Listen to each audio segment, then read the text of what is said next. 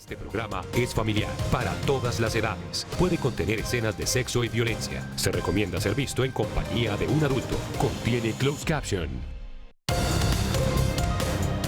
Desde nuestros estudios de Plaza Claro en Bogotá, esto es Red Más Noticias, emisión de las 7 de la noche.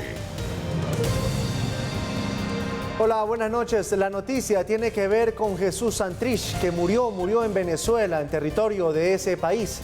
Aún no son claras las causas ni los responsables de la muerte de este líder guerrillero de las antiguas FARC, que estaban en las disidencias en ese país.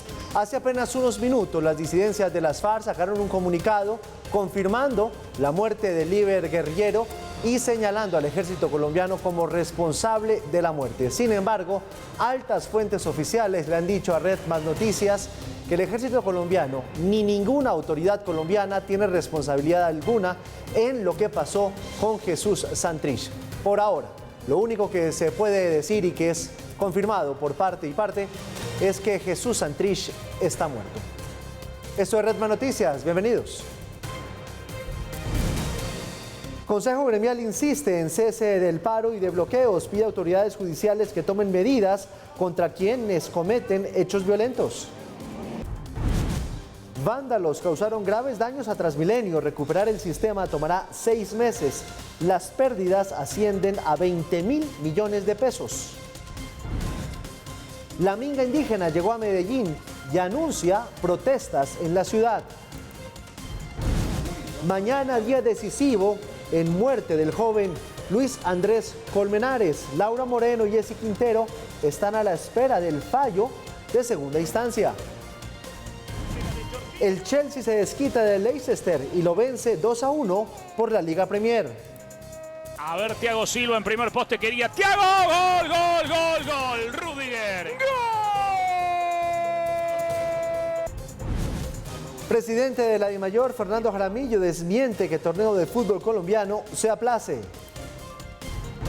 Y al cierre, la supermodelo Naomi Campbell iba sin prisa pero segura. A los 50 años da la noticia al mundo que ya es mamá primeriza.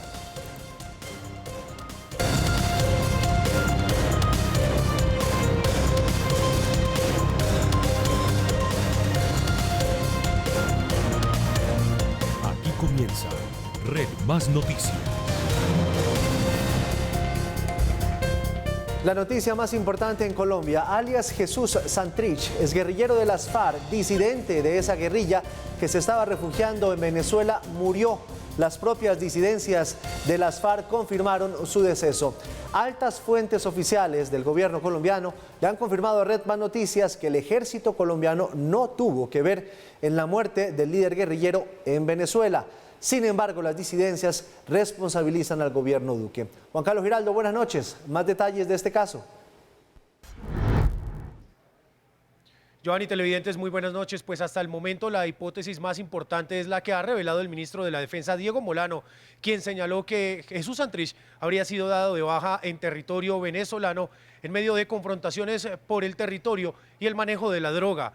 Sin embargo, hay otras hipótesis que señalan que incluso el Departamento Antidrogas de los Estados Unidos, DEA, y las autoridades nacionales estarían detrás de un operativo para dar con el paradero del guerrillero disidente.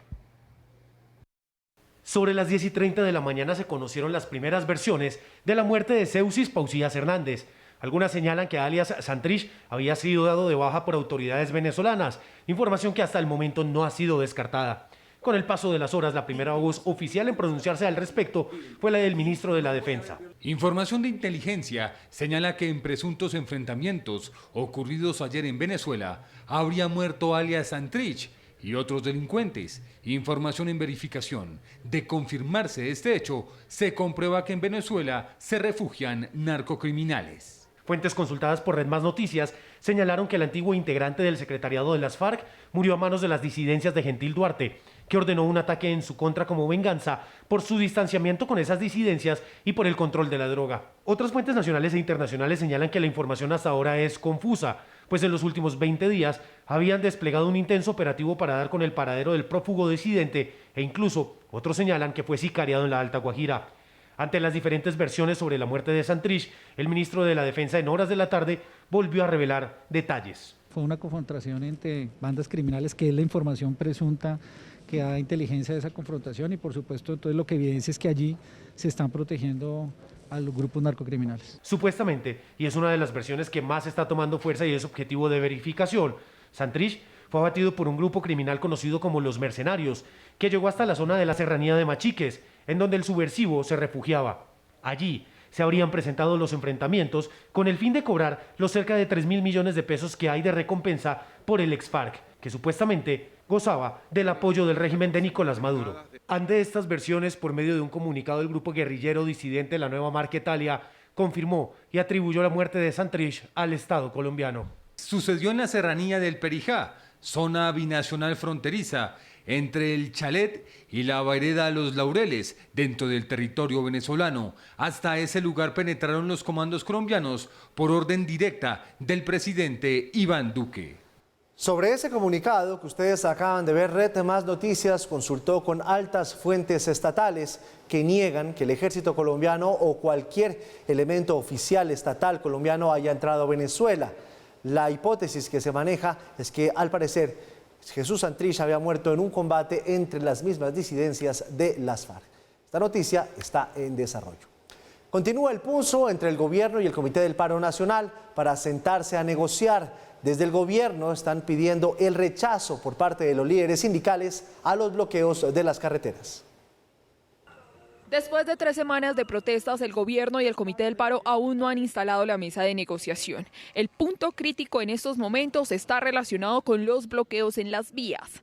Este es el momento en que le decimos al comité que debe condenar los bloqueos y que debe condenar toda la violencia que se pueda llegar a presentar en las manifestaciones. A las declaraciones del alto comisionado se sumó el ministro del Interior. La invitación siempre será que a través del diálogo se pueda levantar lo que se pueda levantar, pero quien mantenga en la posición de sostener bloqueos que sin duda alguna dañan a toda la comunidad, que afectan los derechos de todos los colombianos, que además limitan el acceso al abastecimiento, que limitan el ejercicio de todos los derechos, pues ahí la fuerza pública deberá actuar.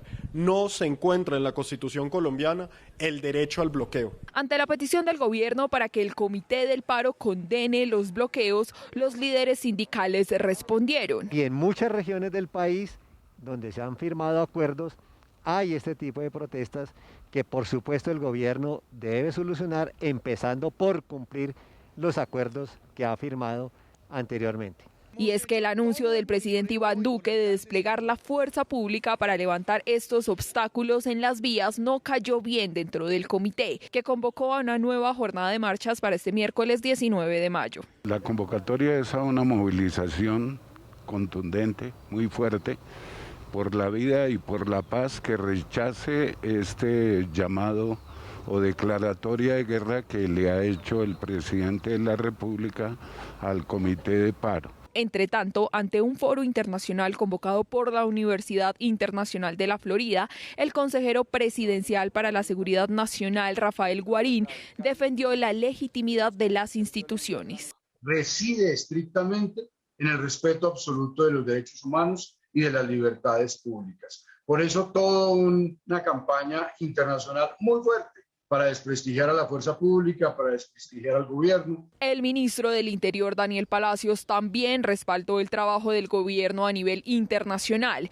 En una reunión con el Departamento de Estado de los Estados Unidos, aseguró que son garantes de la protesta y contundentes en rechazar la violencia, venga de donde venga. A propósito de lo que está pasando en las negociaciones entre el gobierno y el Comité Promotor del Paro, Red Más Noticias conoció que hoy hubo una reunión entre la CUT y el expresidente Juan Manuel Santos. Están tratando de mediar para llegar a algún acuerdo que permita el levantamiento de las protestas y sobre todo el desbloqueo de las carreteras. Sobre el tema, el Consejo Gremial insiste en que hay que mantener el diálogo, que se acabe con los bloqueos y que los organismos de control tomen las acciones legales frente a hechos vandálicos. El Consejo Gremial sostiene que hay que continuar con los diálogos con todos los sectores de la sociedad para poder llegar a acuerdos que permitan superar la crisis y atender a los más vulnerables. Sin embargo, insisten en rechazar la decisión de mantener los bloqueos que afectan diferentes zonas del país y que ya ocasionan escasez de alimentos, medicamentos y los efectos negativos que ocasionan sobre el empleo. En este sentido, respaldan la solicitud del gobierno de suspender y cesar todas las acciones de vandalismo y violencia que se presentan en las marchas, así como las vías de hecho que van en contra de los derechos fundamentales de los colombianos. El Consejo insiste en que el objetivo primordial debe ser propender por acciones que beneficien a toda la población y que garanticen sus derechos. Por esa razón hace un llamado a la Fiscalía, a los organismos judiciales y a los entes de control para que tomen las medidas judiciales, administrativas, penales y fiscales frente al cierre de vías y demás hechos violentos que no tienen relación con la protesta, que ampara la Constitución.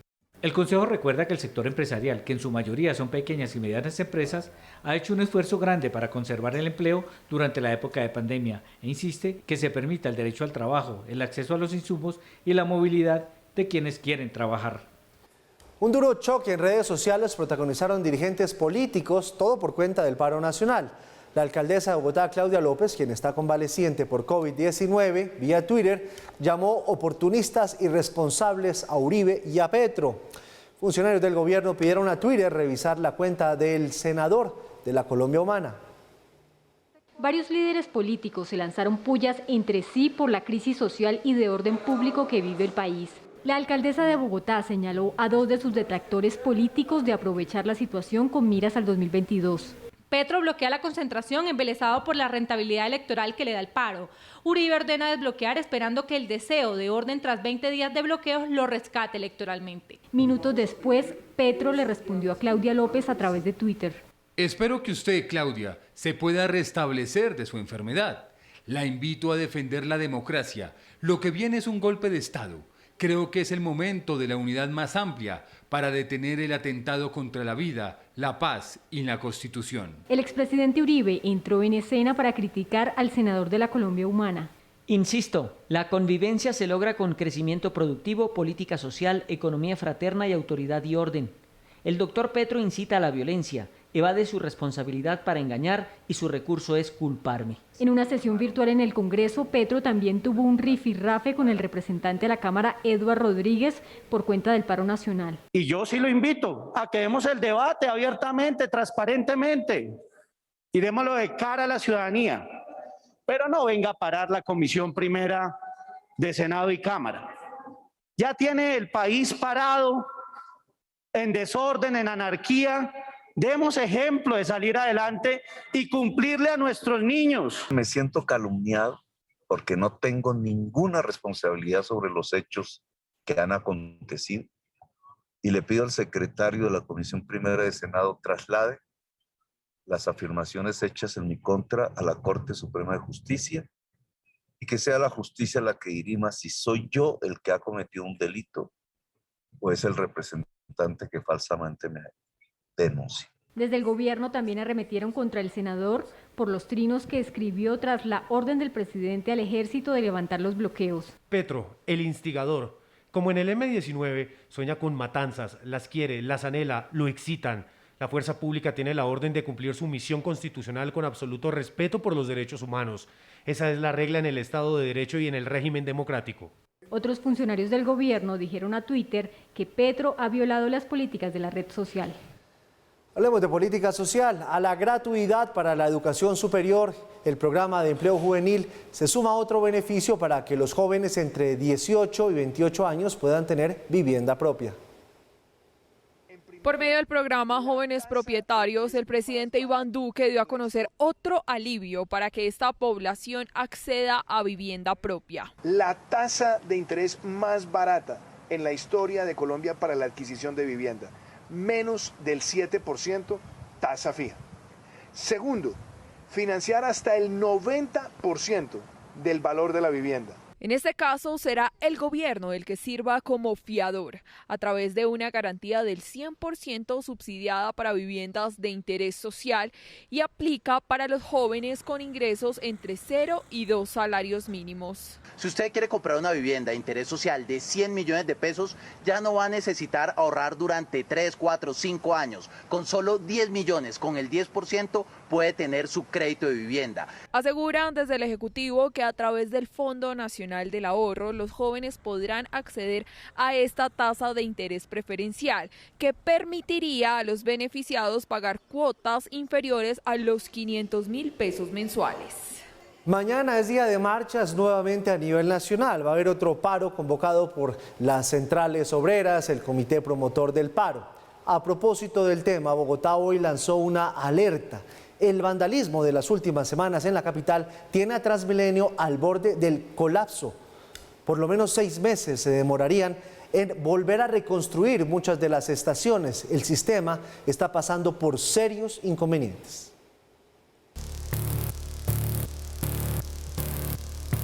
Recorrer Transmilenio da tristeza.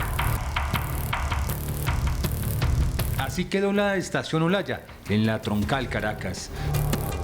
Los vándalos acabaron con los vidrios de la mayoría de puertas. Hasta la taquilla fue atacada. Un desastre, esto no debía de ser así. Debía de ser, las manifestaciones debían de ser pacíficas. No terminar porque terminaron con la ciudad. Miren, nos toca a pie. Cuadras al norte está la estación Hospital, o lo que quedó de ella. Terrible, toca caminar, tremendas las trayectorias de camino. Biblioteca Tintal, Costado Norte. No hay barreras, no hay taquilla, no hay rack. En la Troncal Américas, estaciones como la del Tintal quedaron inservibles. Lo mismo ocurrió en la de San Victorino, una de las más concurridas del centro de Bogotá. Que está bien el que la gente proteste, ¿cierto? Pero que no acaben con las cosas. En 20 días de protestas, un grupo reducido de vándalos está a punto de dejar fuera de servicio un sistema que se ha levantado en más de 2 décadas y que le permite moverse a cerca de 2.500.000 personas al día. Nosotros lo que sí destacamos y aportamos las pruebas necesarias es de lo metódico del proceso. Es que no es una cosa aleatoria. Es que no es 2 o 3 chicos exaltados que de pronto deciden golpear una estación al azar. La Fiscalía y la Policía buscan judicializar a los autores de los hechos vandálicos, no solo de las estaciones, sino de cajeros automáticos atacados con picas y de buses del SITP incendiados. Aunque vamos a iniciar con un propósito de recuperación rápido del sistema, las estaciones que más tiempo se demorarán tomarán cerca de 6 meses. De 139 estaciones, 53 no operan y 8 funcionan parcialmente. Cerca del 38% de las estaciones han sido vandalizadas. Y sin ir más lejos, 3 de cada 10 buses no pueden operar con normalidad hoy en la ciudad. Los daños ascienden a la bobadita de 18.000 millones de pesos, una cifra que se une a los 2.4 billones de pesos que el sistema tiene de hueco financiero. Según el distrito, de continuar el vandalismo en las próximas manifestaciones, Transmilenio podría colapsar y llegar a no tener la capacidad ni la infraestructura para prestar el servicio. En este caso queremos llamar la atención de que son las personas más humildes de Bogotá las que están siendo más afectadas. El que tiene cómo transportarse de otra manera no tiene lío. Se calcula que la parálisis de Transmilenio tiene gastando zapato a 500.000 de bogotanos. Sin embargo, hay efectos que no se han podido contabilizar, como las llegadas tarde, los callos y las vaciadas del jefe. Y a propósito de lo que está pasando con el paro, con las manifestaciones, Redman Noticias conoció que el expresidente Juan Manuel Santos se reunió hoy a las 2:30 de la tarde con el comité promotor del paro. Estuvo el presidente de la CUT, Francisco Maltés, estuvo también el fiscal de la CUT, Fabio Arias. La reunión fue a las 2:30 de la tarde con el expresidente Juan Manuel Santos, tratando de buscar salidas para levantar las manifestaciones, suspender los bloqueos y que el país vuelva de nuevo a la normalidad. Esa es la noticia. Se confirma que el presidente de la CUT, Francisco Maltés, se reunió con el expresidente Juan Manuel Santos hoy a las 2:30 de la tarde y en ese encuentro también estuvo Fabio Arias, quien es el fiscal de la CUT. Daremos esta información en nuestra emisión de las 8 de la noche. A propósito de lo que está sucediendo con los altísimos contagios que hay en Bogotá, la escasez de unidad de cuidados intensivos, hoy los comités epidemiológicos nacional y distrital se reunieron y decidieron mantener las medidas contra COVID-19 que actualmente están vigentes en la capital de la República y que tienen en alerta roja a la ciudad. Tras analizar las cifras epidemiológicas, la alcaldía anunció que la capital continuará con toque de queda desde las 11 de la noche hasta las 4 de la mañana y con ley seca de 10 de la noche a las 4 de la mañana. Los establecimientos comerciales deberán cerrar a las 10 de la noche y el pico y cédula se mantendrá levantado. Los jardines y colegios seguirán en presencialidad. Los restaurantes podrán vender licor como acompañamiento de las comidas. El domingo habrá de nuevo ciclovía. Y hoy la minga indígena llegó a Medellín, integrada por lo menos 700 personas. Realizó un acto de sanación que, dicen ellos, pretenden alejar los comentarios negativos sobre ellos. Asimismo, pidieron respeto por parte de la policía a la Guardia Indígena que está controlando las movilizaciones. Ampliamos esta historia a Santiago Campo. Buenas noches. Giovanni, televidentes, buenas noches. En este momento nos encontramos en el Parque del Poblado contándoles que además de los múltiples daños a los bienes públicos de la ciudad de Medellín, la minga indígena reinó a través de las protestas pacíficas y las actividades culturales, logrando así acercarse a los mandatarios locales, además, dicen ellos, visibilizando los problemas estructurales que tienen los diferentes gobiernos. La llegada de las comunidades indígenas a Medellín ha sido un acto de expectativa, de retos y de aprendizajes. Así lo quiso hacer entender los integrantes de la minga, que trazaron su primera tarea, llegar al centro administrativo de la Alpujarra y hacer un acto de sanación. No ha cumplido, entonces es una reivindicación, y más de esas reivindicaciones de los acuerdos incumplidos, pero también estamos en protesta y denuncia de toda la situación de violencia que están sufriendo los territorios indígenas, el de desplazamiento, y para que el gobierno ponga las pilas. Asimismo, pidieron no ser estigmatizados y rechazaron todo tipo de actos violentos que dicen no será por parte de ellos. A esa gente que han estado haciendo por las redes, anunciando por las redes que nosotros venimos a acabar la ciudad de Medellín, eso es falso. Nosotros no acabamos la ciudad, nosotros no somos vándalos o vandálicos, que ellos prefieren hacerlo. Nosotros no somos guerrilleros, no somos terroristas, somos gente de paz. En ese mismo sentido, la policía afirma tener más de 2.000 uniformados que no estarán vinculados directamente con la seguridad de las comunidades indígenas, pero sí con la continuidad de las marchas. Tenemos un dispositivo de 2.500 efectivos para toda la ciudad de Medellín, con el ánimo, repito, primero de garantizar la manifestación pública y pacífica, y segundo, para estar alertas ante cualquier hecho de vandalismo. Para nosotros la policía es que quien cuida a la ciudadanía, quien cuida la vida, y no para quitar la vida. Y lo que hemos dicho es de que por favor respeten a nosotros y respeten nuestra Guardia Indígena. El control lo va a llevar la Guardia Indígena. Si ellos también nos van a estar acompañando de lejito, bienvenido. Durante el día se realizó la tercera mesa de derechos humanos con diferentes autoridades. Allí se configuró el papel de la ciudad para los próximos días. Asimismo, en las horas de la tarde se visualiza en estos videos los daños que se continúan realizando por parte de algunos manifestantes a la ciudad de Medellín. Para el día de mañana se tienen confirmadas diferentes movilizaciones, incluso la minga indígena dijo participar en una de ellas. Además, advierten que si ven alguna persona sospechosa o infiltrada en su comunidad, ellos mismos lo sacarán y se lo entregarán a la fuerza pública. Desde la ciudad de Medellín informó para Red Más Noticias, Santiago Ocampo Ciro. Y a propósito de lo que está pasando en Medellín, de la llegada de la minga a esa ciudad, de lo que pueda suceder mañana, está con nosotros la doctora Margarita Restrepo, representante de la Cámara por el Centro Democrático. Representante, bienvenida, buenas noches. Muchísimas gracias, un saludo muy afectuoso para ti, para este canal que tanto quiero y para todos los televidentes. Doctora Margarita, ¿qué es lo que está pasando en Medellín? Lo que está pasando en Medellín es algo que viene pasando en muchas ciudades de nuestro país, desafortunadamente, y es que están teniendo la oportunidad de ver lo que sería un gobierno de izquierda, lo que es un gobierno de izquierda.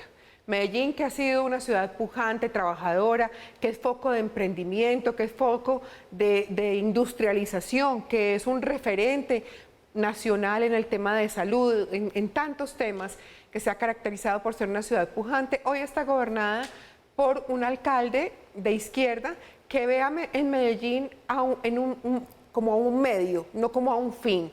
Es un medio para lograr el poder, para materializar algunas ambiciones, y se ha dedicado definitivamente a desinstitucionalizar la ciudad, a promover lucha de clases de una manera además irresponsable, porque ha puesto en juego incluso la estabilidad de empresas como lo es Empresas Públicas de Medellín, y a vulnerar y a quitarle, a llenar a los ciudadanos de Medellín de temores e inseguridades, al punto que hoy, una ciudad en la que nunca se habían visto marchas, en la que la primera marcha violenta que se vio, porque marchas pacíficas sí se vieron muchas, de hecho yo creo en la protesta social, yo he protestado pacíficamente en mi ciudad, pero la primera marcha violenta que se vio fue pocos días después de que él asumió el gobierno, de que asumió la alcaldía.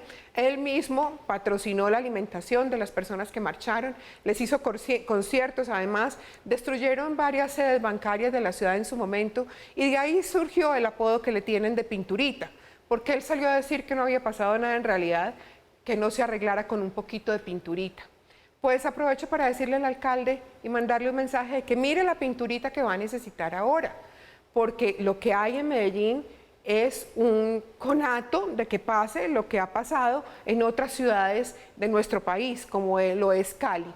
Yo tengo fe en que los ciudadanos de Medellín somos mucho más, pues somos muy organizados, somos muy disciplinados, y que de todos modos con la comunidad indígena del suroeste, que es quien está llegando, pues ha habido una buena relación y han sido comunidades que hemos trabajado en sinergia con la ciudad.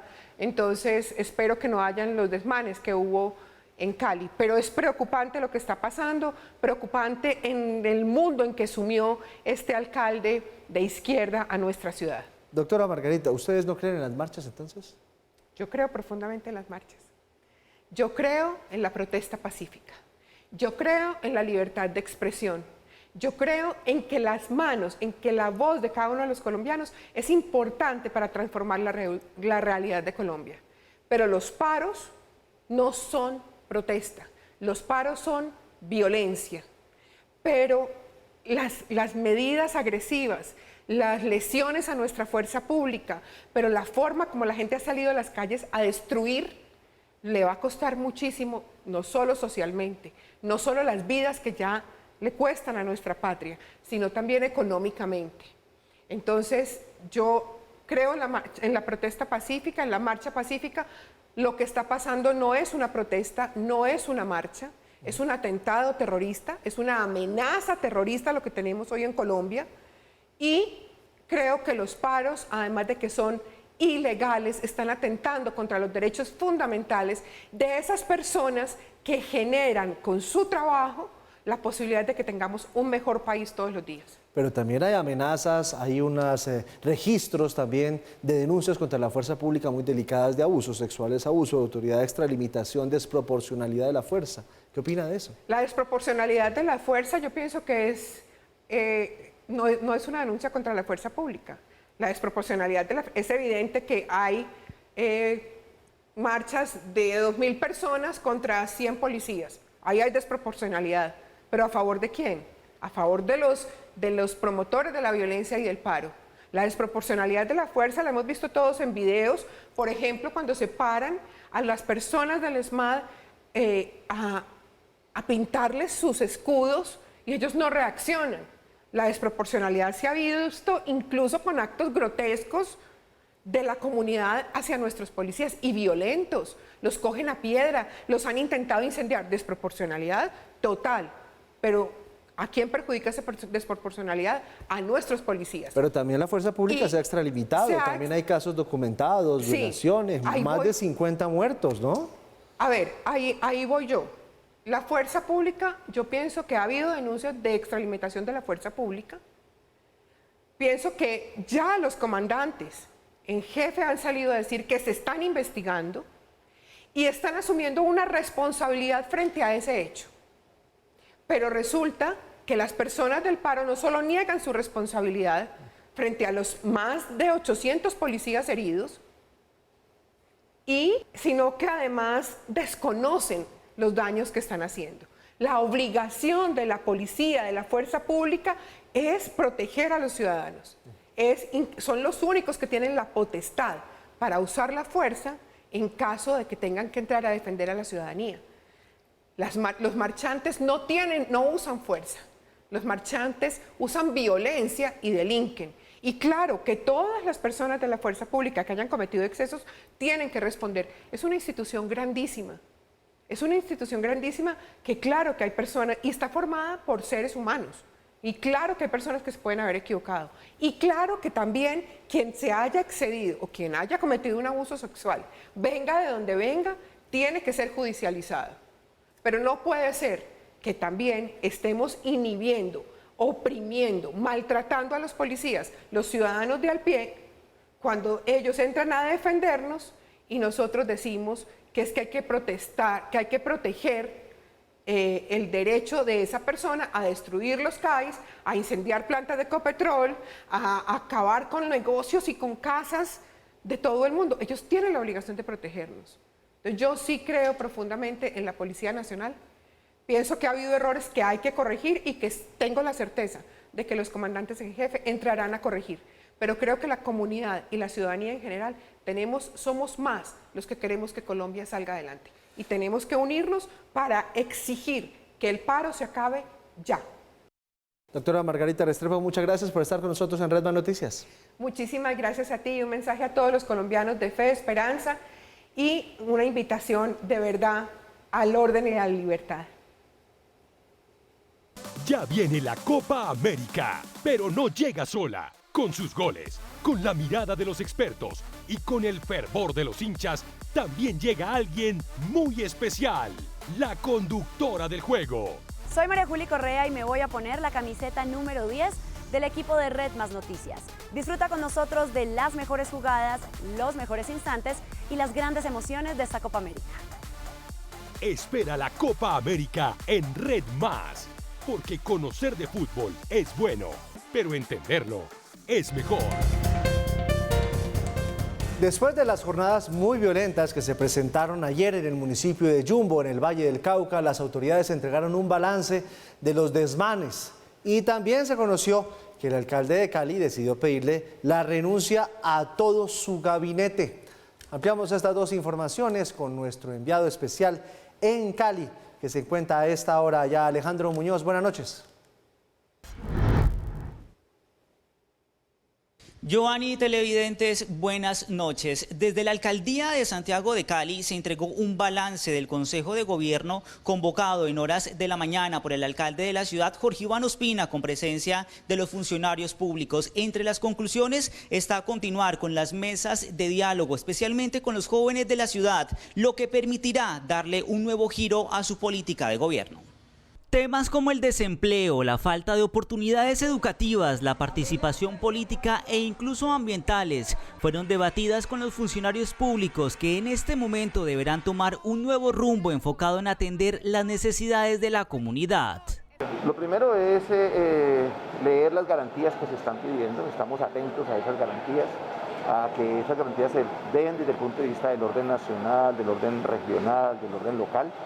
En segundo lugar, sabemos que hay unas medidas inmediatas, unas medidas de corto plazo, que básicamente tienen que ver con la situación de pobreza, de improductividad, la necesidad de generar un plan de choque, le han llamado, para abordar muy diversos aspectos, especialmente ligados a la empleabilidad, al trabajo básico. Y después, por supuesto, aquí hay unas agendas de mediano plazo que están asociadas con todos los temas de los derechos sociales. La pobreza y el desempleo serán los pilares fundamentales para un nuevo gobierno local que buscará estar más cerca de los ciudadanos, brindando mejores garantías sociales. Tenemos una ciudad que está sobre el 27.3 de desempleo, que ha aumentado en 2 puntos la informalidad. Es una ciudad que en términos del indicador de pobreza está alrededor de casi que el 50%. Tenemos 100.000 jóvenes que ni estudian ni trabajan. Por otro lado, desde la Policía Metropolitana entregaron un balance de los hechos ocurridos en Yumbo en la noche y madrugada de este lunes festivo. En los que algunas personas, haciendo uso de objetos contundentes, artefactos explosivos artesanales e incluso armas de fuego, atentaron contra 2 centros de atención inmediata CAI y las instalaciones de la megaestación de policía de este municipio. El reporte final es de 9 policías lesionados y 39 civiles que llegaron al centro asistencial de la localidad y 2 personas fallecidas. La investigación de estos casos será liderada por la Fiscalía General de la Nación.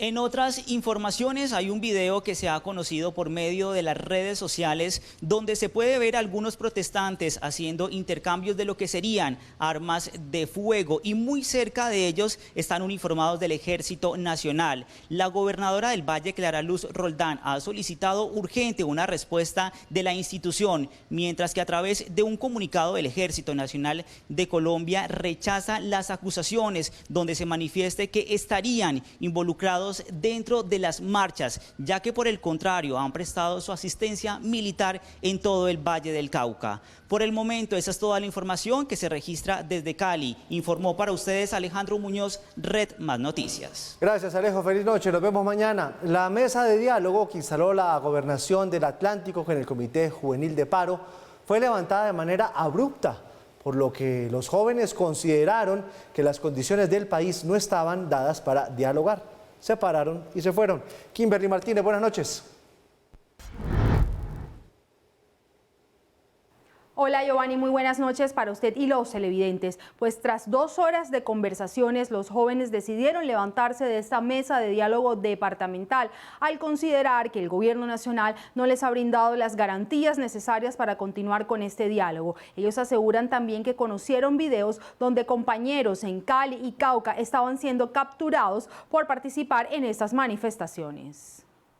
Nosotros consideramos que no podemos seguir sosteniendo un diálogo mientras la vida de los demás jóvenes colombianos está en peligro. No es desconocer la situación nacional, no existen diferencias, no podemos seguir sentados en una mesa local mientras los compañeros en el centro y sur del país les están vulnerando todos sus derechos. Desde la campaña Defender la Libertad es un asunto de todos. Decidimos en este momento levantar las mesas hasta que no existan garantías y una voluntad de diálogo nacional para solventar todas las peticiones y situaciones que se han generado en el marco del paro nacional. Permiso. Así se levantó la reunión que adelantaban 36 representantes de organizaciones juveniles del distrito de Barranquilla y del departamento, activistas de derechos humanos y miembros del gobierno local y nacional. Los jóvenes aseguraron que el presidente no tiene intención de dialogar con ellos. Hoy nosotros hemos solicitado a todos los compañeros que están aquí presentes que nos levantemos de este espacio porque el gobierno nacional no tiene ninguna intención de diálogo con todo el pueblo colombiano. Los jóvenes también pidieron que los diálogos no se den en oficinas, sino en las calles. Por favor, escuchen nuestras voces, escuchen a nuestros jóvenes, a nuestros niños, a nuestra población. Pero los diálogos de concertación no deben ser en oficinas. Los diálogos de concertación deben ser en territorio. Las necesidades están allá. Por su parte, la gobernadora Elsa Noguera aseguró que están dispuestos a escuchar a todos los ciudadanos para poder encontrar una ruta que permita seguir trabajando por el bienestar de todos los habitantes del departamento. Entendemos que se levantaron de la mesa en respaldo a los jóvenes de Cali y Popayán, pero quiero reiterarles que en el Atlántico siempre estaremos dispuestos a escucharlos. También le hicieron un llamado al gobierno nacional para que cesen los abusos por parte de la fuerza pública hacia los manifestantes. El Comité de Paro Departamental ha convocado una gran marcha para mañana miércoles 19 de mayo que terminará en las instalaciones de la Alcaldía Distrital. Con esta información nos despedimos desde Barranquilla. Informó para Red Más Noticias Kimberly Martínez. Muy buenas noches. Muchas gracias, Kimberly. Cambiamos de tema. Mañana se va a conocer el fallo de segunda instancia en el caso que la Fiscalía adelanta en contra de las jóvenes Laura Moreno y Jessy Quintero. ¿Las recuerdan? Ellas están acusadas de tener responsabilidad en la muerte de Luis Andrés Colmenares. Mañana se conoce qué pasa en definitiva con ese caso.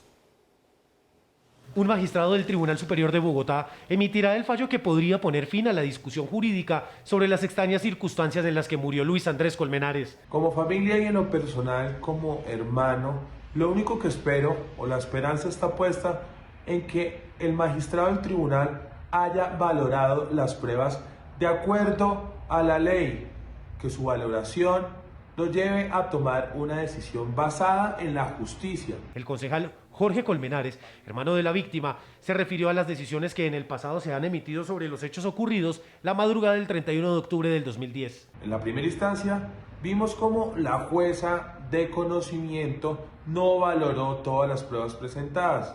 Solamente se ciñó a las pruebas presentadas por parte de la defensa y no las de la fiscalía, que demostraban que mi hermano había sido asesinado. Ante la posibilidad de que el fallo de primera instancia sea ratificado y Laura Moreno y Jessy Quintero sean declaradas inocentes, la familia Colmenares anticipa que continuará con la pelea jurídica. Seguiremos buscando las herramientas jurídicas que nos permita el Código Penal y así poder llegar a saber quién asesinó a mi hermano y en qué circunstancias se dieron. Laura Moreno fue imputada por el delito de homicidio agravado en calidad de coautoría, mientras que Jessy Quintero por favorecimiento en homicidio y falso testimonio. La registraduría presentó el calendario para las elecciones presidenciales que ya son el otro año. Los comicios se van a realizar el domingo 29 de mayo del otro año, es decir, en 1 año y 11 días. El proceso de inscripción de cédulas de ciudadanía se abrirá el próximo 29 de mayo y se extenderá hasta el 29 de marzo de 2022, es decir, 2 meses antes de las elecciones. El 29 de mayo de 2021 también se abrirá el registro para la inscripción de grupos significativos de ciudadanos y comités independientes que impulsarán el voto en blanco. Este proceso se extenderá hasta el 19 de enero de 2022. Los partidos y movimientos políticos, así como los grupos significativos de ciudadanos que opten por la definición de su candidato a través de una consulta popular, tendrán hasta el 30 de junio de 2021 para presentar su decisión ante el Consejo Nacional Electoral. Las consultas populares internas o interpartidistas se desarrollarán el 7 de noviembre de 2021. El 29 de enero de 2022 iniciará la inscripción de candidatos para las elecciones de presidente y vicepresidente de la República y la misma cerrará el 11 de marzo. Los comicios se cumplirán el domingo 29 de mayo de 2022. Y hablamos ahora de economía porque la economía colombiana, contrario a lo que muchos pensarían, va bien. Por lo menos tuvo un muy buen arranque. Incluso algunos analistas se declararon sorprendidos. Sin embargo, seguramente las jornadas de paros, de bloqueos que ya completan 3 semanas en Colombia puede afectar ese ritmo. El crecimiento que dio a conocer el DANE durante el primer trimestre de 1,1% fue mejor al esperado. Ninguno de los pronósticos coincidió con el comportamiento reportado. De hecho, los más optimistas hacían referencia a 0,6% de crecimiento. Por esa razón, ya algunos analistas comienzan a modificar sus proyecciones para el año y suben sus pronósticos para el cierre de 2021. Son más altos que lo que habían previsto tan solo unas semanas atrás. Hemos revisado al alza la proyección de crecimiento para este año de 4.8 a 6.5%, después de un primer trimestre mucho mejor de lo esperado en variables como el consumo de los hogares y la inversión privada. Sin embargo, los analistas coinciden en que esas nuevas metas pueden no lograrse si la protesta y sobre todo los bloqueos se mantienen en el tiempo y no se llega a un acuerdo en el corto plazo. Ya muchos compromisos internacionales se están incumpliendo. Naturalmente los riesgos, por supuesto, en la medida en que se extiendan en el tiempo este tipo de bloqueos, seguramente incrementarán las reducciones esperables de la actividad productiva. Pues los recientes acontecimientos de bloqueos y paros tienen el potencial de frenar el crecimiento que experimentó la economía durante el primer trimestre del año. Por esa razón el gobierno anunció que no se permitirán bloqueos y ordenó a las autoridades que tomen medidas en esas regiones donde hay dificultades. Los comerciantes piden efectividad y resultados que permitan que el libre movimiento de alimentos, medicamentos y mercancías se pueda realizar. Es importante que los anuncios del presidente Duque de controlar y ejercer la autoridad y el orden en el país sea inminente y de resultados eficaces. De acuerdo con FENALCO, los bloqueos se convirtieron en criminalidad y negocio, y no hay justificación para que se mantengan. El pueblo colombiano no aguanta más bloqueos, falta de alimentación, de acceso a la salud, a los medicamentos. Es necesario poner el orden en los bloqueos, donde ya no existen protestas pacíficas, sino que existe delincuencia, crimen organizado y negocio. El avance en el programa de vacunación y los buenos precios del petróleo y el café son señales positivas en este momento, así como las decisiones que han tomado gobiernos locales para suavizar las restricciones como lo han pedido el comercio formal y los industriales, aunque la pandemia y los bloqueos amenazan con frenar un buen desempeño que podría darse según los analistas. Este programa es familiar para todas las edades. Puede contener escenas de sexo y violencia. Se recomienda ser visto en compañía de un adulto. Contiene closed caption. Desde nuestros estudios de Plaza Claro en Bogotá, esto es Red Más Noticias, emisión central.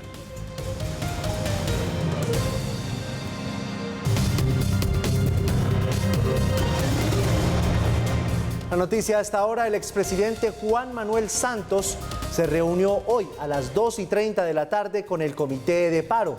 En el encuentro participaron Francisco Maltés, quien es el presidente de la CUT, también Fabio Arias, quien es el fiscal también de la Central Unitaria de Trabajadores, y Luciano Sanín, representante de Derechos Humanos. La idea de esta reunión que tuvo el expresidente Santos con algunos de los miembros del Comité de Paro es buscar salidas a la actual crisis que atraviesa el país, buscar el levantamiento de los bloqueos y la normalización. La otra noticia: el general Juan Carlos Montes sería el nuevo comandante de la policía en Cali. El general Montes viene de la Regional 7, es decir, de los Llanos Orientales, y muy probablemente la policía hará el anuncio en las próximas horas. Y la otra noticia del día: Jesús Santrich murió, ya lo confirmaron las disidencias de las FARC. Juan Carlos Giraldo, buenas noches. Así es, Giovanni. Precisamente las disidencias de las FARC, denominadas la Nueva Marquetalia, al comando de alias Iván Márquez, señalaron que supuestamente fue el Estado, en medio de un operativo militar, el que dio de baja al prófugo guerrillero Jesús Santrich. Ampliaremos esta y otras noticias en segundos. Estos son nuestros titulares de esta segunda hora de Noticias y Análisis. Continúa el pulso entre el gobierno y el Comité de Paro para sentarse a negociar. Desde el Ejecutivo están pidiendo que el comité rechace los bloqueos. El Comité de Paro dice que no. Transmilenio a punto de colapsar en Bogotá. El distrito advierte que de continuar los actos vandálicos contra el sistema, podría cerrarse incluso este jueves. 2 muertos y decenas de heridos dejaron disturbios en Yumbo. Por crisis social y de orden público, el alcalde de Cali le pidió la renuncia a todo su gabinete. Y mañana, otra vez, día de marchas, de paros, también de aglomeraciones. En segundo les vamos a contar cómo va a ser la agenda del comité. El técnico Reinaldo Rueda ya escogió a los jugadores de la Selección Colombia que estarán en los próximos encuentros en la eliminatoria contra Perú y contra Argentina. Entrevista al presidente de Argentina, Alberto Fernández, genera interpretaciones encontradas en Colombia. El jefe de Estado argentino habló sobre la Copa América y puso a pensar a más de uno. Ya les vamos a contar por qué.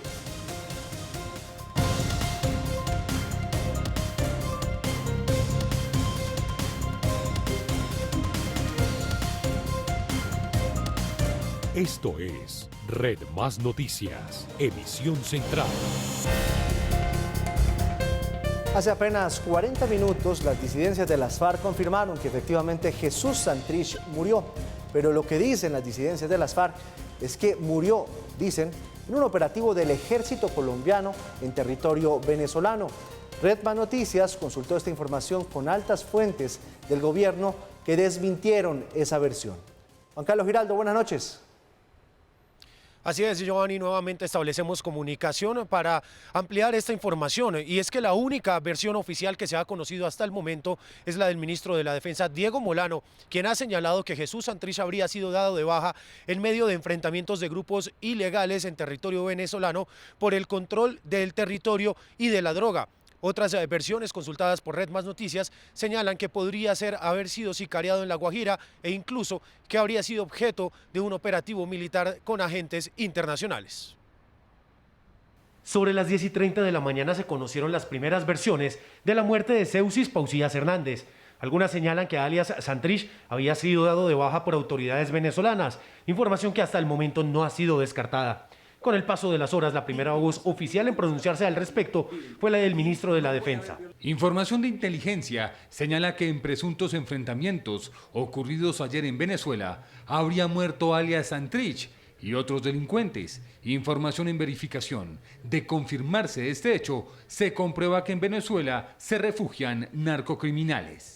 Fuentes consultadas por Red Más Noticias señalaron que el antiguo integrante del secretariado de las FARC murió a manos de las disidencias de Gentil Duarte, que ordenó un ataque en su contra como venganza por su distanciamiento con esas disidencias y por el control de la droga. Otras fuentes nacionales e internacionales señalan que la información hasta ahora es confusa, pues en los últimos 20 días habían desplegado un intenso operativo para dar con el paradero del prófugo disidente e incluso otros señalan que fue sicariado en la Alta Guajira.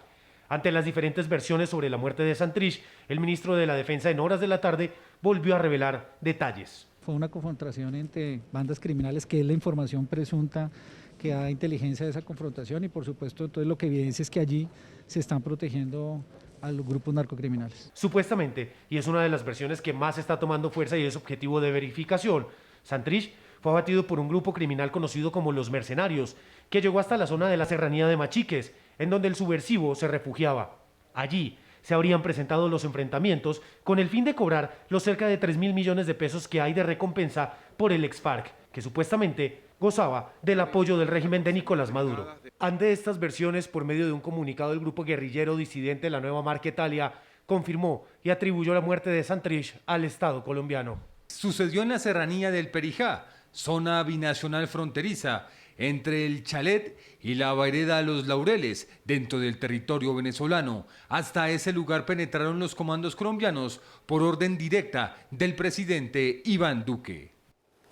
La información, como les decimos, la contrastamos con altas fuentes del gobierno nacional que niegan cualquier participación de las Fuerzas Armadas en la muerte de alias Jesús Santrich. Santrich fue considerado como una de las figuras políticas más importantes de las FARC. Firmó el acuerdo de paz en el año 2016 y fue el encargado de las comunicaciones, pero su prontuario criminal lo llevó nuevamente a retomar las armas. Alex Gómez, buenas noches. Buenas noches. Jesús Santrich estaba siendo buscado por delitos como concierto para delinquir agravado y tráfico de estupefacientes. Todos estos cometidos después de la firma del acuerdo de paz en 2016. El Departamento de Estado de Estados Unidos estaba ofreciendo $10 millones por su captura. Aunque la fecha exacta de su nacimiento es todo un misterio, Seuxis Pausias Hernández Solarte nació en 1967 en Toluviejo, Sucre. Tercero de 8 hermanos, pasó su adolescencia en Colosó, a 42 kilómetros de Sincelejo, y en donde fue personero. Sus padres eran educadores. Muy joven sufrió una patología que limitó su visión, pero a pesar de esto pudo ingresar a la Universidad de Atlántico, en donde estudió Derecho y Ciencias Sociales. Como universitario hizo parte de la Juventud Comunista y posteriormente de la Unión Patriótica. En 1985, cuando comenzó el genocidio en contra de ese partido, tomó la decisión de entrar al Frente 19 de las FARC. Tenía 21 años de edad. A comienzos de los 90 tomó el nombre de un allegado suyo asesinado en extrañas circunstancias y lo convirtió en el alias que lo inmortalizó, Jesús Santrich. Se encargó de las comunicaciones de ese grupo guerrillero y fue uno de los negociadores en los acuerdos de paz entre las FARC y el gobierno de Juan Manuel Santos en La Habana. Fue allí, mientras se instalaba la mesa de diálogos, que evocó un bolero que le valió la indignación de las víctimas del conflicto y el repudio de la sociedad civil del país. ¿Preparados para pedir perdón si esa es una cuestión innegociable? ¿De qué dices, Andrés? Quizás.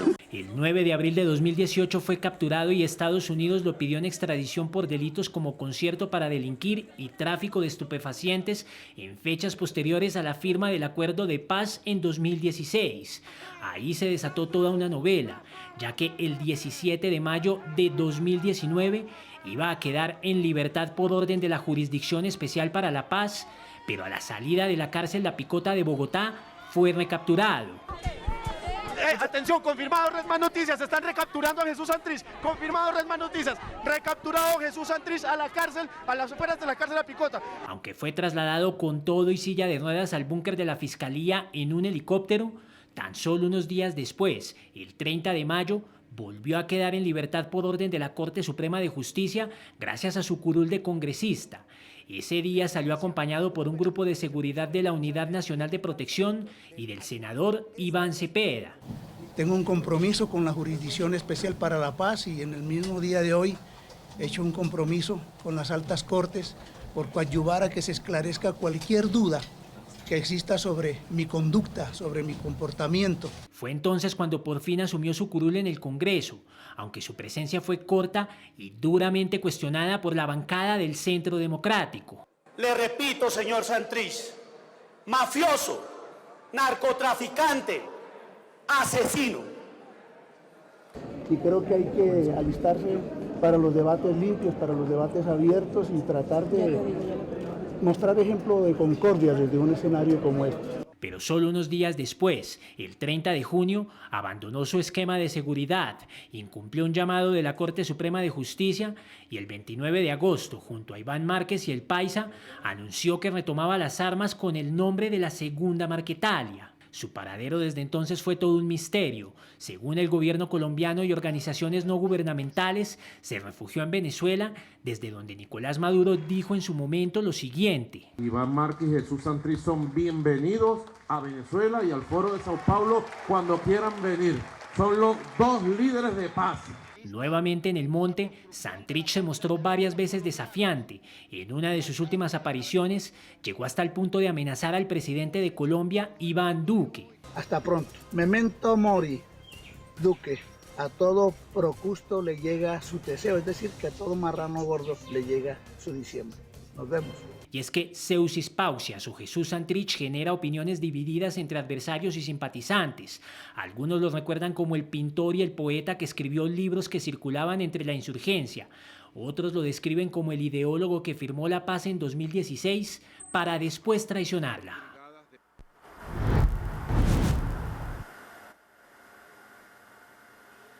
Bueno, ese perfil que nos acaba de hacer Alex sobre Jesús Santrich nos pone de presente algo. Más allá de la figura pintoresca y de si poeta y pintor y qué sé yo, Jesús Santrich nos recuerda tres grandes problemas que tiene enfrente el país a la hora de implementar el acuerdo de paz.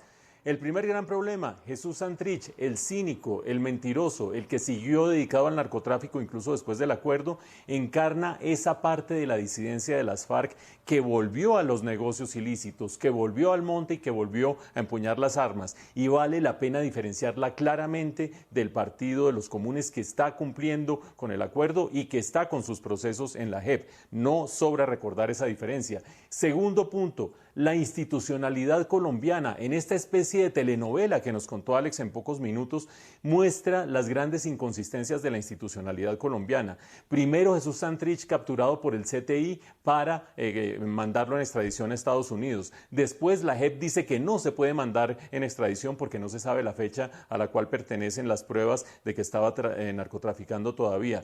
Después de que lo termina ordenando su libertad la JEP, recapturado por el CTI, ustedes veían la nota de Chicho en ese momento.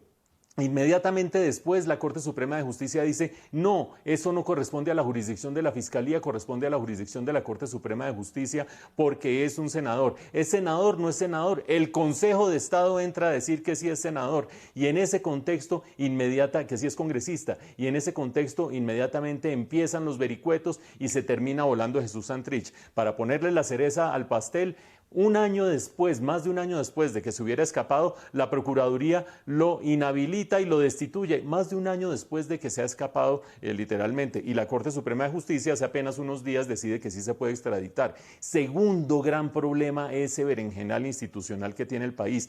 Pero el tercero, los problemas inmensos que hay en la frontera. No sé si la hipótesis correcta sea sobre la muerte de Jesús Santrich, que haya sido una disputa entre Gentil Duarte y ese grupo disidente de las FARC que se está disputando negocios del narcotráfico con la nueva Marquetalia de Iván Márquez, es una de las hipótesis más plausibles, o si haya sido verdaderamente unos cazarrecompensas que estaban buscando esa retribución de parte del Estado colombiano, o si haya sido una confrontación con la Guardia Bolivariana, que es la hipótesis más rara de todas porque no tendría por qué haber confrontación en ese sentido.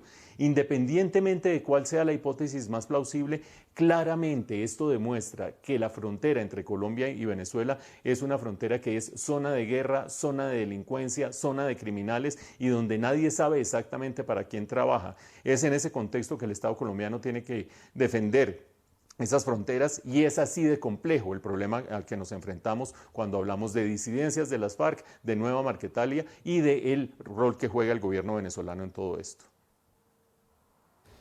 Continúa el pulso entre el gobierno y el Comité del Paro Nacional para sentarse a negociar. Ya llevamos 3 semanas de manifestaciones.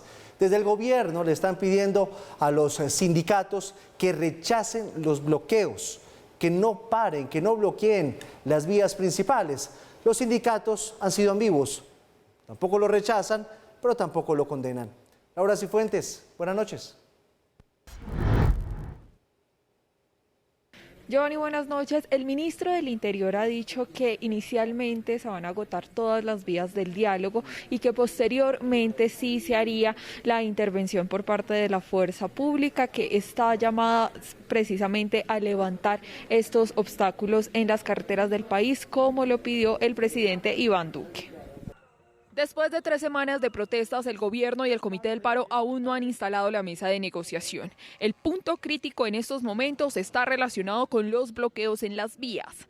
Este es el momento en que le decimos al comité que debe condenar los bloqueos y que debe condenar toda la violencia que se pueda llegar a presentar en las manifestaciones. A las declaraciones del alto comisionado se sumó el ministro del Interior. La invitación siempre será que a través del diálogo se pueda levantar lo que se pueda levantar, pero quien consista, quien mantenga en la posición de sostener bloqueos que sin duda alguna dañan a toda la comunidad, que afectan los derechos de todos los colombianos, que además limitan el acceso al abastecimiento, que limitan el ejercicio de todos los derechos, pues ahí la fuerza pública deberá actuar.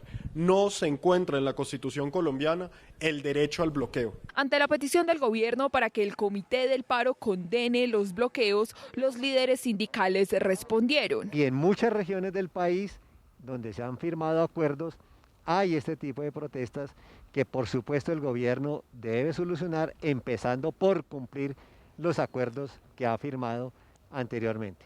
Y es que el anuncio del presidente Iván Duque de desplegar la fuerza pública para levantar estos obstáculos en las vías no cayó bien dentro del comité, que convocó a una nueva jornada de marchas para este miércoles 19 de mayo. La convocatoria es a una movilización contundente, muy fuerte, por la vida y por la paz, que rechace este llamado o declaratoria de guerra que le ha hecho el presidente de la República al Comité de Paro. Entre tanto, ante un foro internacional convocado por la Universidad Internacional de la Florida, el consejero presidencial para la Seguridad Nacional, Rafael Guarín, defendió la legitimidad de las instituciones. Reside estrictamente en el respeto absoluto de los derechos humanos y de las libertades públicas. Por eso toda una campaña internacional muy fuerte para desprestigiar a la fuerza pública, para desprestigiar al gobierno. El ministro del Interior, Daniel Palacios, también respaldó el trabajo del gobierno a nivel internacional.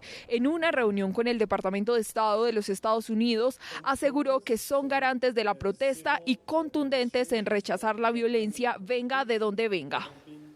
El quick del asunto, la situación más delicada tiene que ver con los bloqueos. Ya son 21 días de paro nacional. Actualmente hay 39 bloqueos en 12 departamentos.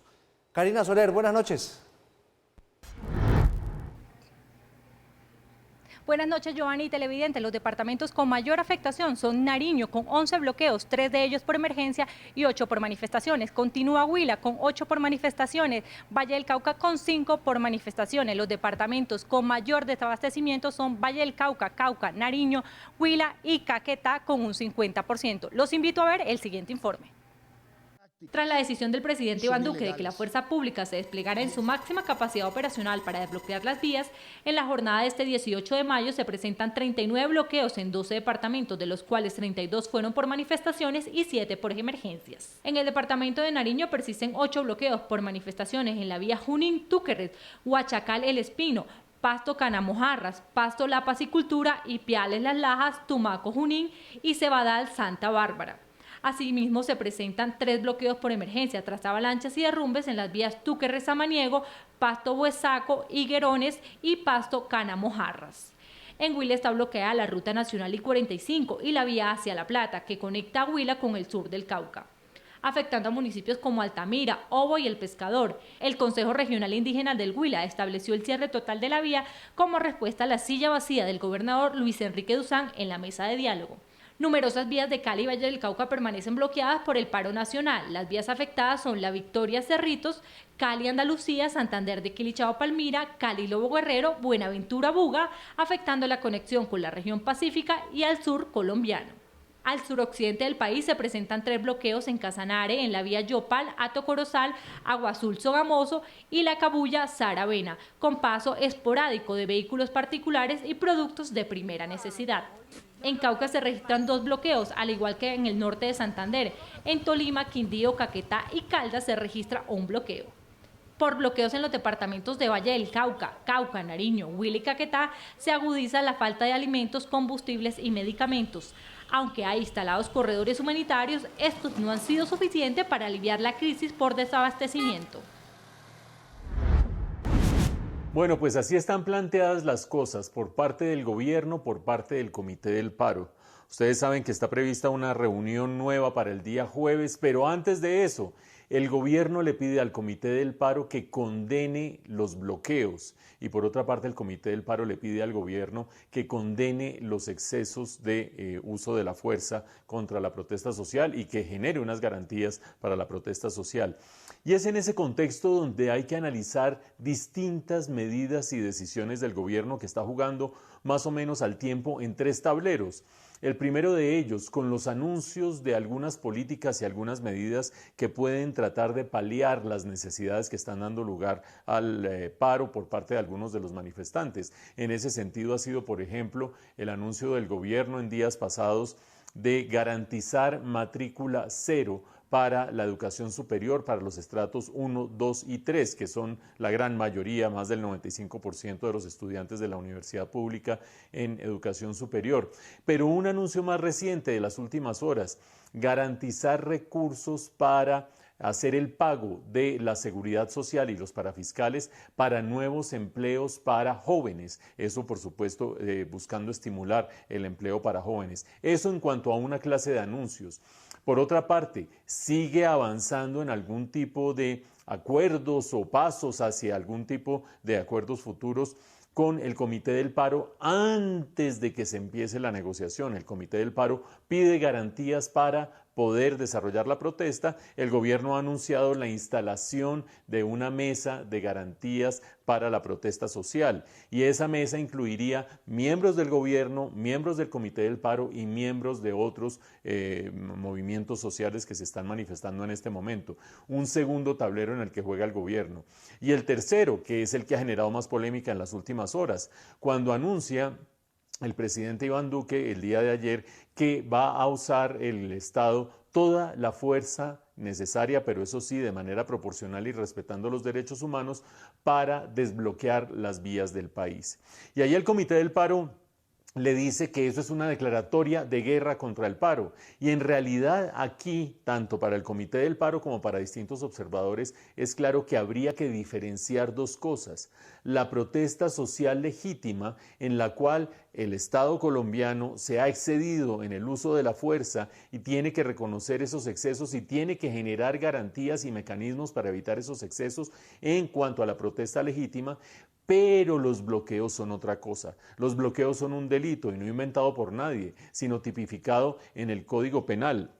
artículo 353 del Código Penal, que dice que quienes bloqueen vías que terminen afectando el derecho a la vida, el derecho a la salud, el derecho a la seguridad alimentaria y el derecho al trabajo serán objeto de penas de entre 24 y 48 meses de prisión y entre 13 y 75 salarios mínimos mensuales vigentes. Evidentemente, tipificado en el Código Penal. Por lo tanto, creo que no es defendible desde ningún punto de vista el que haya bloqueos y el decir que si el gobierno va a usar la fuerza pública para desbloquear las vías, eso constituye una declaratoria de guerra contra el paro. Creo que es una declaratoria de guerra contra el delito, porque es un delito tipificado en el Código Penal. Otra cosa, y eso sí, es la solicitud de tratar de evitar cualquier exceso de uso de la fuerza en las protestas legítimas. Todos sabemos, mañana va a ser un día clave, una vez más, como lo fue hace 8 días, para poner a prueba este uso regulado de la fuerza, por una parte, y para poner a prueba, por otra parte, el ejercicio de la protesta legítima sin incurrir en bloqueos que son ilegales. Nuestro tema del día hoy, para conocer sus opiniones con el numeral Desbloquear vías es. ¿Ustedes qué opinan? Déjenos saber lo que piensan. Al final del noticiero vamos a leer algunos de sus Twitter. El mundo se detuvo, muchos negocios cerraron, pero las puertas del campo y del Banco Agrario siempre estuvieron abiertas, porque estamos comprometidos con la reactivación económica. Y a pesar de la pandemia, este año hemos entregado 3 billones de pesos a pequeños y medianos productores, impulsando empresas y emprendedores. Y cambiamos, avanzando en servicio y tecnología. El campo nunca cerrará sus puertas, porque el Banco Agrario le cumple a Colombia. Los actos vandálicos de las últimas semanas en Bogotá tienen a Transmilenio al borde del colapso literalmente. Eso es lo que dice la alcaldía. Hay 51 estaciones destrozadas y 18.000 millones de pesos en pérdidas que vamos a pagar ¿quiénes? Los bogotanos. La alcaldía denunció penalmente a los responsables. Fabián Forero, buenas noches. ¿Qué se sabe de los autores de estos actos vandálicos contra las estaciones? Buenas noches. El alcalde encargado de Bogotá, Alejandro Gómez, aseguró que los responsables de tener prácticamente a Transmilenio al borde de que suspenda su operación no son jóvenes que hacen este tipo de maniobras y de acciones vandálicas de manera espontánea, sino que son grupos organizados. Hoy hicimos un recorrido por el sistema Transmilenio y eso encontramos. Recorrer Transmilenio da tristeza. Así quedó la estación Olaya, en la Troncal Caracas. Los vándalos acabaron con los vidrios de la mayoría de puertas. Hasta la taquilla fue atacada. Un desastre, esto no debía de ser así. Debía de ser, las manifestaciones debían de ser pacíficas. No terminar porque terminaron con la ciudad. Miren, nos toca a pie. Cuadras al norte está la estación Hospital, o lo que quedó de ella. Terrible, toca caminar, tremenda la trayectoria de camino. Biblioteca Tintal, Costado Norte. No hay barreras, no hay taquilla, no hay rack. En la Troncal Américas, estaciones como la del Tintal quedaron inservibles. Lo mismo ocurrió en la de San Victorino, una de las más concurridas del centro de Bogotá. Que está bien el que la gente proteste, ¿cierto? Pero que no acaben con las cosas. En 20 días de protestas, un grupo reducido de vándalos está a punto de dejar fuera de servicio un sistema que se ha levantado en más de 2 décadas y que le permite moverse a cerca de 2.500.000 personas al día. Nosotros lo que sí destacamos y aportamos las pruebas necesarias es de lo metódico del proceso. Es que no es una cosa aleatoria. Es que no es 2 o 3 chicos exaltados que de pronto deciden golpear una estación al azar. La Fiscalía y la Policía buscan judicializar a los autores de los hechos vandálicos, no solo de las estaciones, sino de cajeros automáticos atacados con picas y de buses del SITP incendiados. Aunque vamos a iniciar con un propósito de recuperación rápido del sistema, Las estaciones que más tiempo se demorarán tomarán cerca de 6 meses. De 139 estaciones, 53 no operan y 8 funcionan parcialmente. Cerca del 38% de las estaciones han sido vandalizadas. Y sin ir más lejos, 3 de cada 10 buses no puede operar con normalidad hoy en la ciudad.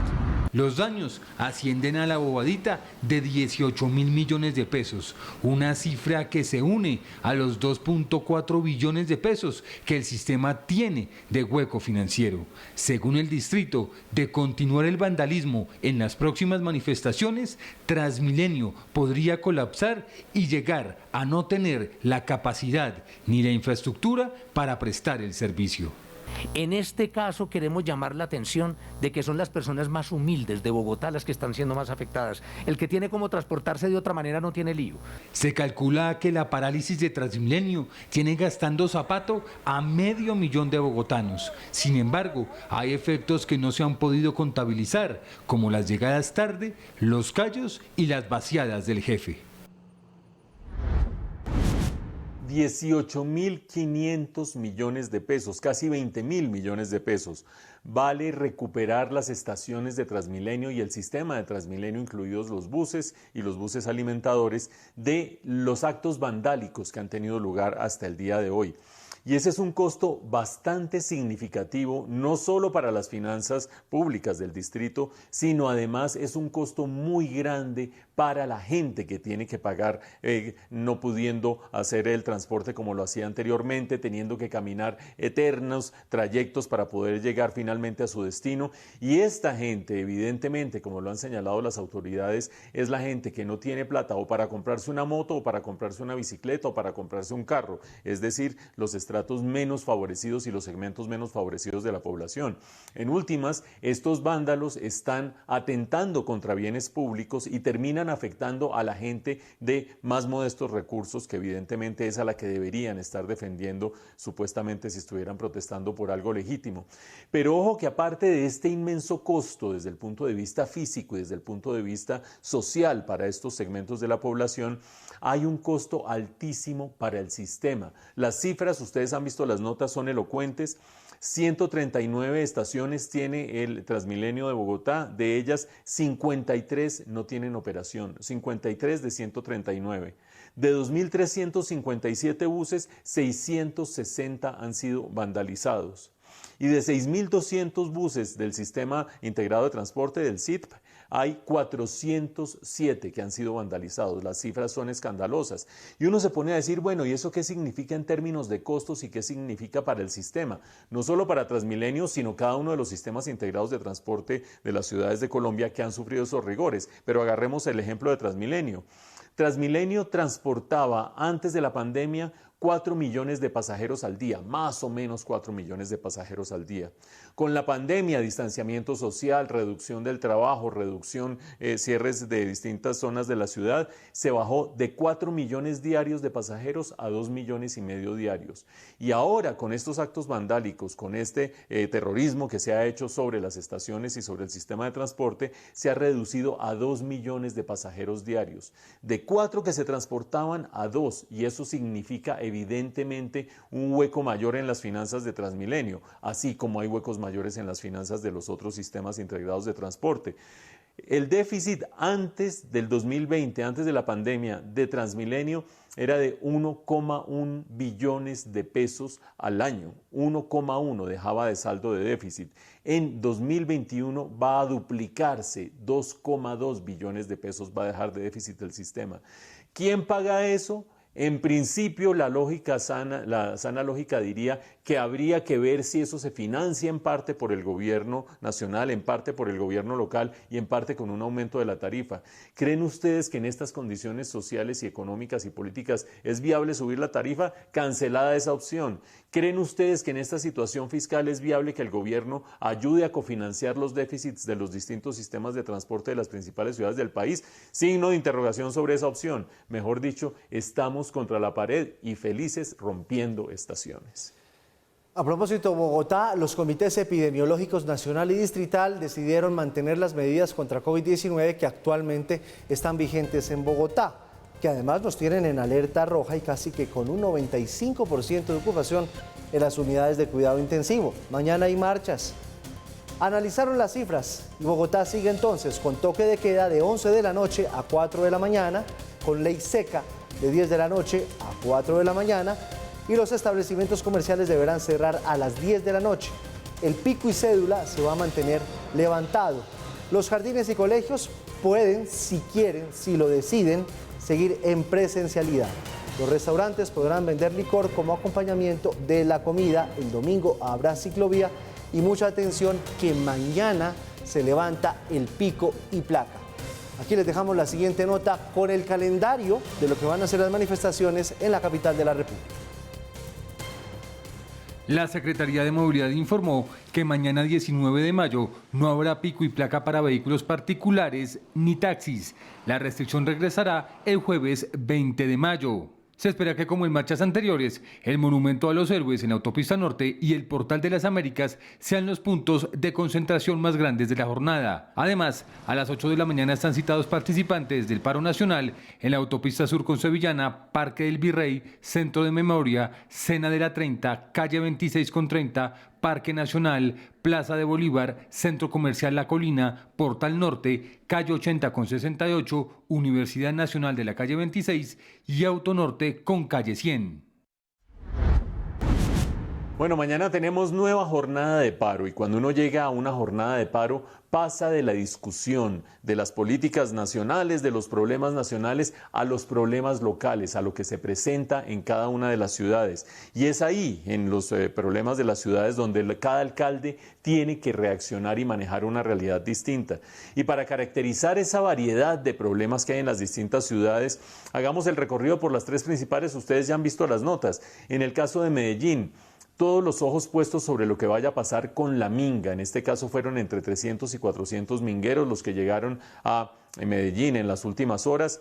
Y lo que sucede en ese caso es que ha habido amenazas y señalamientos de parte de activistas de ultraderecha. En este caso ustedes conocen a El Patriota, que ha dicho en un mensaje de Twitter, ha calificado a los mingueros como la narcominga, ha dicho que el alcalde de Medellín ha estado patrocinando la llegada de la narcominga y ha planteado en un mensaje de Twitter también una pregunta. ¿Les damos la misma bienvenida que les dieron en Cali? Imagínense ustedes con ese antecedente que llevó al alcalde de Medellín a pedirle a Twitter que cancelara la cuenta o suspendiera la cuenta del Patriota, las expectativas que hay sobre lo que pueda pasar mañana. Ojalá no suceda absolutamente nada y ojalá todo transcurra en plena paz. Mientras tanto, en Cali se inaugura la jornada previa al día de paro, que es mañana. Se inauguró la jornada de hoy con el anuncio y el conocimiento del anuncio de la renuncia del comandante de la Policía Metropolitana de Cali. Algunos celebraron porque decían que no se estaba manejando adecuadamente la situación, unos por exceso, otros por defecto, pero en realidad ese cambio de guardia en pleno curso es bastante inquietante. Más inquietante cuando el alcalde de Cali anunció que le pidió la renuncia a todo su gabinete. Dice que para poder recomponer y restablecer las fuerzas del gobierno y saber cómo maneja mejor su gobierno. De cualquier modo, en medio de semejante tormenta, el pedirle uno la renuncia a todo el gabinete quizás no sea una gran idea, quizás no sea una de las mejores medidas que se puede tomar, pero el alcalde así lo ha decidido. También ha decidido cosas o anunciado medidas de corte social, como por ejemplo aquella de usar los recursos que se iban a dedicar para mejorar la Avenida Sexta para poderlos invertir en programas sociales orientados a los jóvenes. Y en Bogotá, mientras estamos a la espera de lo que pueda suceder mañana, se armó tremendo zaperoco. Ustedes han visto las notas entre Claudia López y el senador Gustavo Petro, esencialmente porque Claudia López, ante la perspectiva de la jornada de mañana, dijo: este no es momento de oportunistas como Álvaro Uribe y Gustavo Petro, hay que instalar una mesa de concertación, la mesa de concertación es lo único que le va a servir de salida a este paro y no más jornadas violentas. Gustavo Petro le contestó diciendo que lo que se venía era un golpe de Estado, que había que hacer un frente común frente a esa posibilidad del golpe de Estado. Ella le respondió diciéndole que ver golpe de Estado podía tener unos réditos electorales, pero no contribuía absolutamente a nada, que apoyara una concertación y una negociación, y terminaron discutiendo sobre si las troncales de Transmilenio, sobre si el metro elevado o el metro subterráneo, mejor dicho, tremenda discusión. Cada ciudad con su propia realidad, cada ciudad con sus propias preocupaciones y todos los colombianos inquietos sobre lo que pueda suceder mañana, que ojalá no tenga nada que lamentar. El plan perfecto es el que te permite seguir avanzando, el que te da 30 gigas con redes ilimitadas para romper todos los límites. Llama y pide el tuyo. Con Claro puedes todo. A propósito de Medellín, hoy llegó la minga indígena a la capital antioqueña. Más de 700 personas. Las autoridades se preparan para lo que pudiera suceder mañana. Ojalá en paz. Santiago Campo, buenas noches. Giovanni, televidentes, hace pocos minutos las autoridades entregaron un balance sobre los daños causados en la ciudad de Medellín. 8 semáforos afectados, 10 señales de tránsitos y una obra en construcción alterada. Además de eso, la minga indígena reinó con protestas pacíficas y actividades culturales. La llegada de las comunidades indígenas a Medellín ha sido un acto de expectativa, de retos y de aprendizajes. Así lo quiso hacer entender los integrantes de la minga, que trazaron su primera tarea, llegar al centro administrativo de la Alpujarra y hacer un acto de sanación. No ha cumplido, entonces es una reivindicación, y más de esas reivindicaciones de los acuerdos incumplidos, pero también estamos en protesta y denuncia de toda la situación de violencia que están sufriendo los territorios indígenas, el de desplazamiento, y para que el gobierno ponga las pilas. Asimismo, pidieron no ser estigmatizados y rechazaron todo tipo de actos violentos que dicen no será por parte de ellos. A esa gente que han estado haciendo por las redes, anunciando por las redes que nosotros venimos a acabar la ciudad de Medellín, eso es falso. Nosotros no acabamos la ciudad. Nosotros no somos vándalos o vandálicos, que ellos prefieren hacerlo. Nosotros no somos guerrilleros, no somos terroristas. Somos gente de paz. En ese mismo sentido, la policía afirma tener más de 2.000 uniformados que no estarán vinculados directamente con la seguridad de las comunidades indígenas, pero sí con la continuidad de las marchas. Tenemos un dispositivo de 2.500 efectivos para toda la ciudad de Medellín, con el ánimo, repito, primero de garantizar la manifestación pública y pacífica, y segundo, para estar alertas ante cualquier hecho de vandalismo. Para nosotros la policía es que quien cuida a la ciudadanía, quien cuida la vida, y no para quitar la vida. Y lo que hemos dicho es de que por favor respeten a nosotros y respeten nuestra Guardia Indígena. El control lo va a llevar la Guardia Indígena. Si ellos también nos van a estar acompañando de lejito, bienvenido. Durante el día se realizó la tercera mesa de derechos humanos con diferentes autoridades. Allí se configuró el papel de la ciudad para los próximos días. Asimismo, en las horas de la tarde se visualiza en estos videos los daños que se continúan realizando por parte de algunos manifestantes a la ciudad de Medellín. Por último, la ciudad de Medellín mañana tendrá 2 grandes movilizaciones donde se espera que la minga indígena participe. Además, han confirmado que si ven alguna persona sospechosa o infiltrada en sus comunidades, la sacarán de allí y se las entregarán a la fuerza pública. Desde la ciudad de Medellín, informó para Red Más Noticias, Santiago Ocampo Ciro. Una feliz noche. Gracias, Santiago, por la información. Y después de las jornadas violentas que se presentaron en Yumbo, en el Valle del Cauca, las autoridades entregaron un balance de los desmanes que protagonizaron manifestantes. Mientras que, como lo decíamos anteriormente, el alcalde de Cali le pidió la renuncia a todo su gabinete. Temas como el desempleo, la falta de oportunidades educativas, la participación política e incluso ambientales fueron debatidas con los funcionarios públicos que en este momento deberán tomar un nuevo rumbo enfocado en atender las necesidades de la comunidad. Lo primero es leer las garantías que se están pidiendo. Estamos atentos a esas garantías, a que esas garantías se den desde el punto de vista del orden nacional, del orden regional, del orden local. En segundo lugar, sabemos que hay unas medidas inmediatas, unas medidas de corto plazo, que básicamente tienen que ver con la situación de pobreza, de improductividad, la necesidad de generar un plan de choque, le han llamado, para abordar muy diversos aspectos, especialmente ligados a la empleabilidad, al trabajo básico. Y después, por supuesto, aquí hay unas agendas de mediano plazo que están asociadas con todos los temas de los derechos sociales. La pobreza y el desempleo serán los pilares fundamentales para un nuevo gobierno local que buscará estar más cerca de los ciudadanos, brindando mejores garantías sociales. Tenemos una ciudad que está sobre el 27.3 de desempleo, que ha aumentado en 2 puntos la informalidad. Es una ciudad que en términos del indicador de pobreza está alrededor de casi que 50%.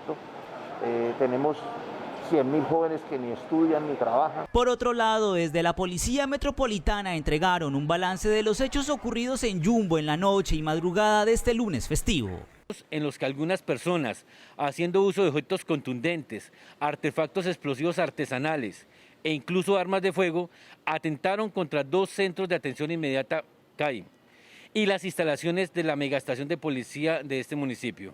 El reporte final es de 9 policías lesionados y 39 civiles que llegaron al centro asistencial de la localidad y 2 personas fallecidas. La investigación de estos casos será liderada por la Fiscalía General de la Nación.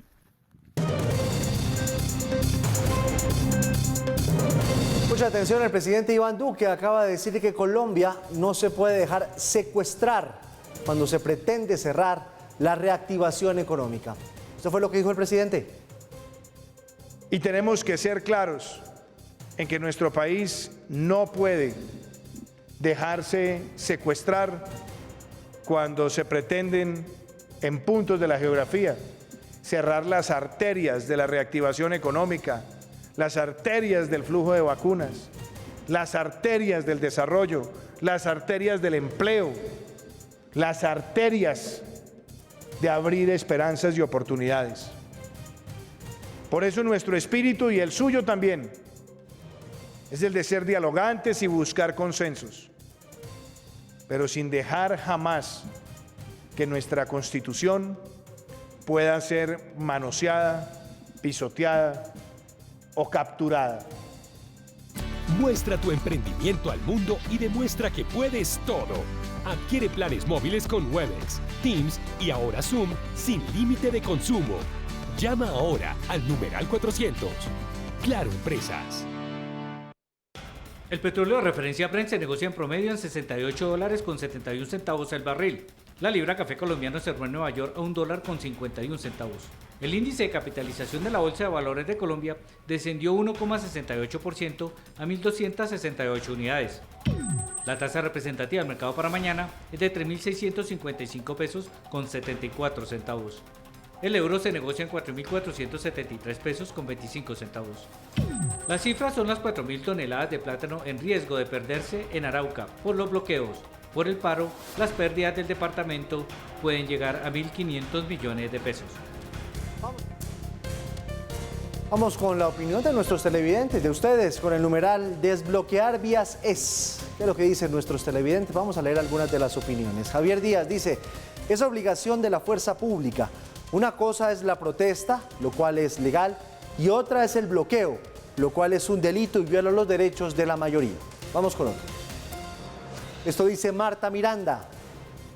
Respetar la Constitución, respetar los derechos de todos los colombianos, respetar el Estado de Derecho, no más bloqueos. Vamos con uno más. Freddy Ruiz dice, el gobierno debe intervenir en las vías rurales para que los campesinos puedan sacar sus productos.